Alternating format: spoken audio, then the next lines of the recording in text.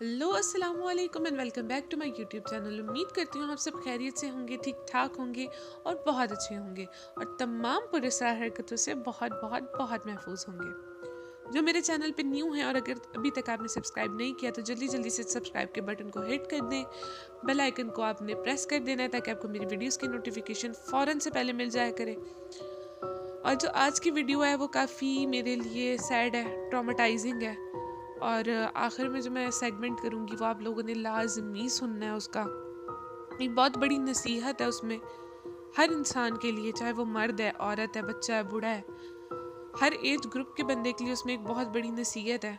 तो आखिर तक बने रहिएगा। तो बिना किसी देरी के चलते हैं स्टोरी की तरफ।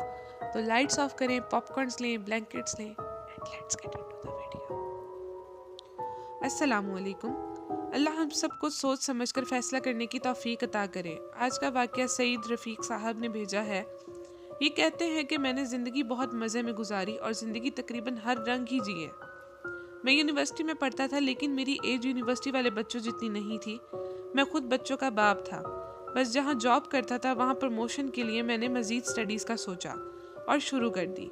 मैं भी टिप टॉप होकर घर से यूनिवर्सिटी का लड़का ही बन के निकलता था। अब मैं शादीशुदा था, ये बात कोई नहीं जानता था। यूनिवर्सिटी में ना ही कोई मेरे स्मार्ट होने की वजह से मुझे बड़ा समझता था। यूनिवर्सिटी में मुझे एक लड़की मिली जो कुछ हद तक ज़्यादा ही मासूम और भोली थी। शादी के बाद लोग मैंने तो लाइफ में मज़ीद ख़राब होते हुए सुने थे, तो मुझे भी गपशप करने का मौका मिल गया।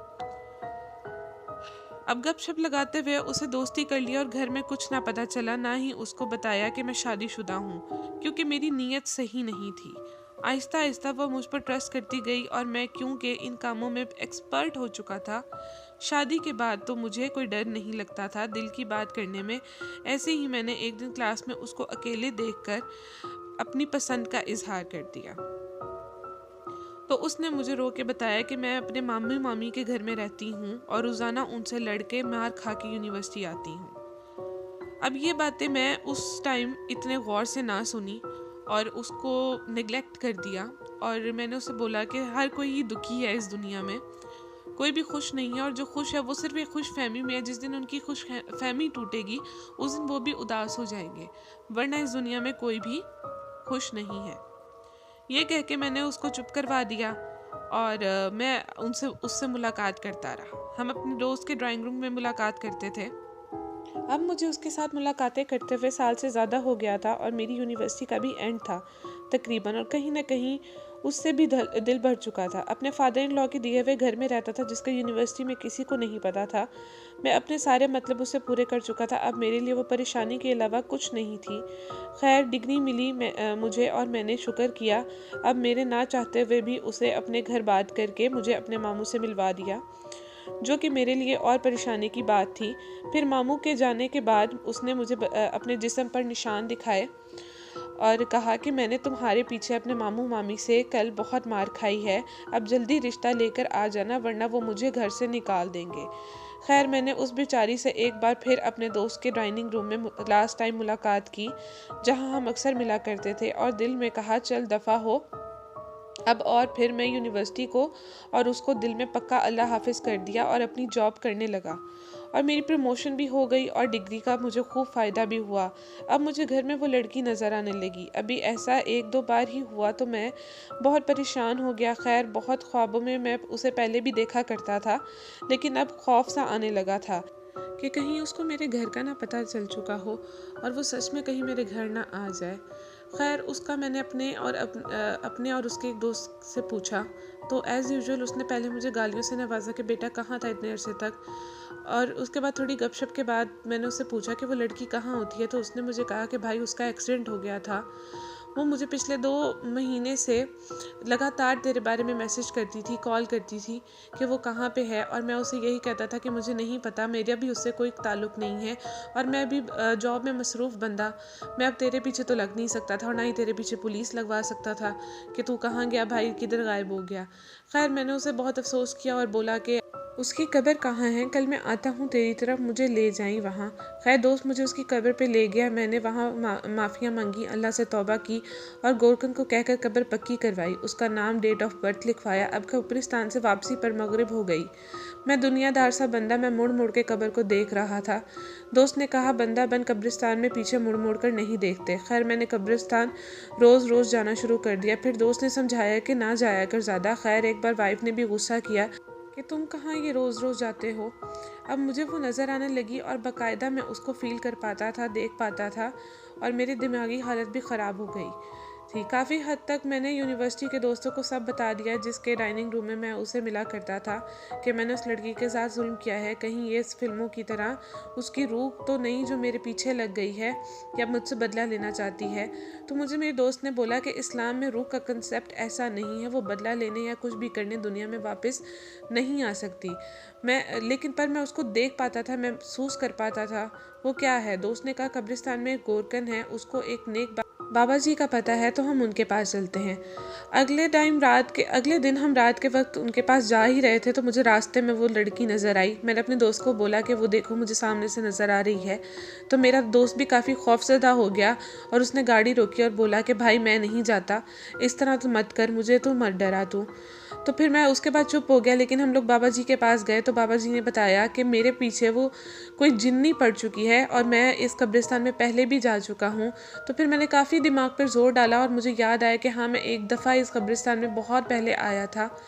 तब से वो जिन्नी मेरे सर पे सवार हो गई थी और उसे इस वाक़यात का आई डोंट नो कैसे बट पता था, और वो उस लड़की की रूप के तौर पे मेरे सामने आ रही थी, क्योंकि मैं कब्रिस्तान में बिना वज़ू के जाता था, इसलिए वो जिन्नी मेरे पीछे पड़ गई थी। अब मैंने बाबा जी से पूछा कि बाबा जी इसका कोई हल बता दे। तो बाबा जी ने बोला कि तुम बेटा नमाज़ पढ़ा करो, अल्लाह की इबादत किया करो, अल्लाह की मखलूक पे रहम करो, तो ये चीज़ें तुम्हारे पास नहीं आएंगी। तुम नापाकी की हालत में बहुत दफ़ा कब्रिस्तान आ चुके हो, जो कि गलत चीज़ है। कब्रिस्तान का एहतराम एक बहुत अलग है, जो कि हमें बहुत ही अच्छे तरीके से करना चाहिए।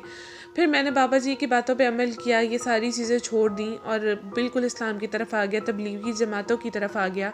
अब मैं जिस यूनिवर्सिटी में मैंने वो सारी हरकतें की थी, मैं उसी यूनिवर्सिटी में तबलीग करता हूँ और बहुत सारे तलबा इनको इस तरह के गुनाहों से रोकता हूँ। तो ये थी आज की स्टोरी, जिससे हमें आखिर में ये सीख मिलती है, अल्लाह जिसको हिदायत दे जब हिदायत दे। लेकिन आजकल मैं देखती हूँ लड़के इस तरह बहुत करते हैं, अपने शायद उनकी शादियाँ भी हुई होती हैं, मंगनियाँ हुई होती हैं, निकाह हुए होते हैं, उधर वो अपनी वाइफ को भी सेटिस्फाई कर रहे होते हैं, यूनिवर्सिटीज़ में कॉलेजेस में लड़कियों को भी फंसा रहे होते हैं। और लड़कियों का भी कहीं ना कहीं देखा जाए तो कसूर है कि भाई आप जब खुदा ने बोल दिया है कि ना महरम के अलावा कोई भी तुम्हारे हिफाजत नहीं करेगा, सब भूखे भेड़िए हैं, तो फिर हम औरतें क्यों पनाह ढूंढती हैं गैर मर्दों की उसमें। हमें नहीं जाना चाहिए किसी भी गैर मर्द के पास, ना महरम से बात नहीं करनी चाहिए।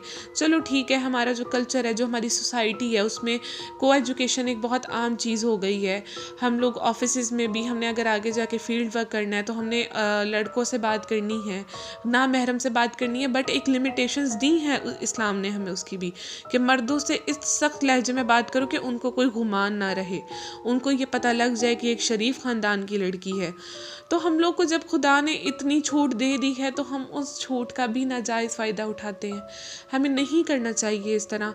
और दूसरी बात, मर्दों को हमेशा ये बात ख्याल करनी चाहिए कि दुनिया मकाफाते अमल है। आप आज किसी की बहन, बेटी, किसी की माँ के साथ, किसी के कोई भी रिश्ता लगता है, किसी भी बेटी के साथ आप बुरा कर रहे हो तो कल कल आकर वो आपकी बेटी की बेटी की, बहू की, बीवी की सूरत में आपके सामने आ सकता है, बहन की सूरत में सामने आ सकता है।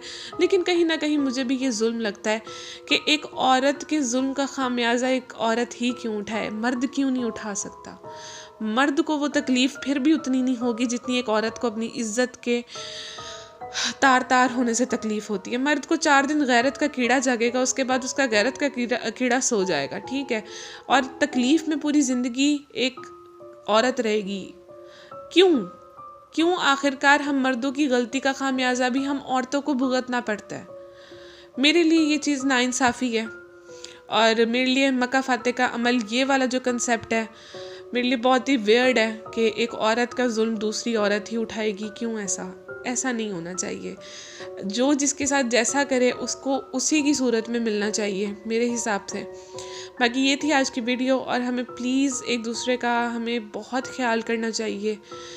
बहुत लोग परेशान हैं, तो आप लोग एक दूसरे की परेशानियों में इजाफा मत करें और अपना बहुत ख्याल रखें और इस तरह की प्लीज़ नापाक हरकतों से दूर रहा करें। किसी की बहन बेटी की इज़्ज़त का मजाक ना उड़ाए और अगर कोई मासूम है ना तो उसको मासूम ही समझें, बेवकूफ़ ना समझें। बाकी अल्लाह जिसको हिदायत दे, जब हिदायत दे। अपना बहुत ख्याल रखें। अगर आपकी भी इस तरह की स्टोरीज़ हों तो मुझे डिस्क्रिप्शन में दिए गए इंस्टाग्राम या जीमेल पे आप भेज सकते हैं। बाकी अपना बहुत ज़्यादा ख्याल रखें। अल्लाह हाफिज़। वीडियो पसंद आई हो तो लाइक करें, कमेंट करें, सब्सक्राइब करें और शेयर कर दें।